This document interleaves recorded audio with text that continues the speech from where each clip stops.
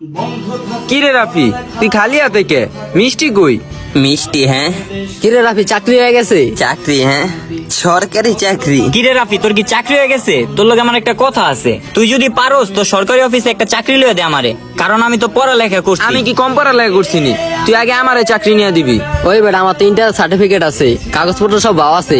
তুই আগে আমার চাকরিটা লয়ে দে। কাগজপত্র দিয়ে কি করবি? তোর নানা বা তোর বাপ চাচা কেউ যুদ্ধ করছে? না, 6 লাখ টাকা দিতে পারবি? এত টাকা কই পামু? তাহলে তো চাকরি পাইবি না। টাকা না দিয়ে চাকরি পাইতি যদি তোর দাদা যুদ্ধ করতো। তাইলে কি তোর চাকরিটা হয় নাই? কইতে হইব।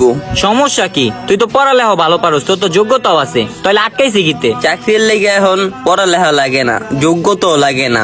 যদি তোর নানা বা তোর দাদা যুদ্ধ করতো তাহলে তুই চাকরি পেয়ে যেতি। টাকা ছাড়া, যোগ্যতা ছাড়া, পড়ালেখা ছাড়া। তাহলে আমাকে পড়ালেখা কইরা এত কাগজ অর্জন করে লাভ কি? বাসায় তো গ্যাস নাই কা, লাড়কিও তো পামু না।